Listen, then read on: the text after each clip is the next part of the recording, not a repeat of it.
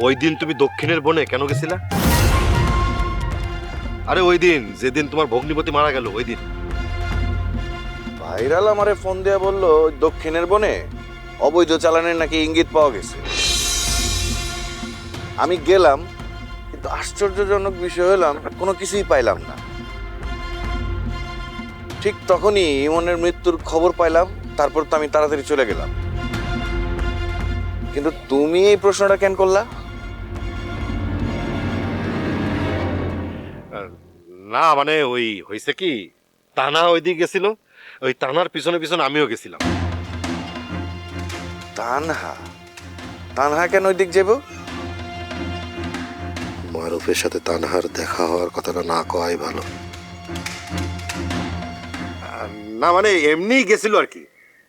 যাই হোক, শোনো না, আমার কিন্তু এই বিষয়টা নিয়ে একটু সন্দেহ আছে। কেমন সন্দেহ? আরে তোমার ওই দক্ষিণের বনে দেখে আমি তো অবাকই হয়েছিলাম। তার থেকে বেশি অবাক হয়েছি তোমার পিছনে রুস্তমের দিকে। রুস্তম? আর রুস্তম, ওর চলাফেরা কিন্তু খুব সন্দেহজনক লাগছিল। এই কথা তোমার কওয়ার জন্য গেছি যে তোমার পাই নাই। হ্যাসেল ফ্রি জীবনের smart companion Walton home and kitchen appliance. Rustam সেখানে কেন গেছিল?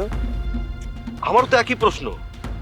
আমি তো একটু ভয় পাইছিলাম রুস্তম আবার তোমার কিছু করে না বসে। কি সাংঘাতিক ঘটনা!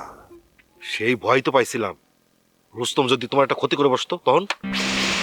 আবার এমনও তো হইতে পারে চালান ঠিকঠাক মতোই হয়েছে, আমরা শুধু টাইমিংটা মিস করছি, অথবা আমাদের উপস্থিতি টের পায় ওরা সরে পড়ছে। হইতেও পারে। বিষয়টা কিন্তু একটু রহস্যজনক লাগতেছে। কিন্তু ওই যে তোমার ভগ্নিপতি মারা গেছে না, এই জন্য তোমার কথাটা জিগাইতে পারি নাই। রুস্তমের বিষয়টা বইলা তুমি খুব ভালো করছো জুলাস, এই তথ্যটা আমার খুব দরকার ছিল। বাড়ির কি খবর?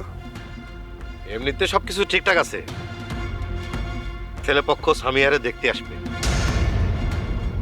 ওই ছেলে নাকি ইতালিতে থাকে। সামিয়ারে? কি বলো? হ্যাঁ, তো কেন জানি মনে হচ্ছে এই যে ছেলে যে দেখতে আসবে এই ব্যাপারে সামিয়ার কোনো মন নাই। ইচ্ছার বিরুদ্ধে কাউরে তো জোর করা ঠিক না। কিন্তু সমস্যা হচ্ছে যে সামিয়া এমন কেন করতেছে এটা কেউ বুঝতেছে না।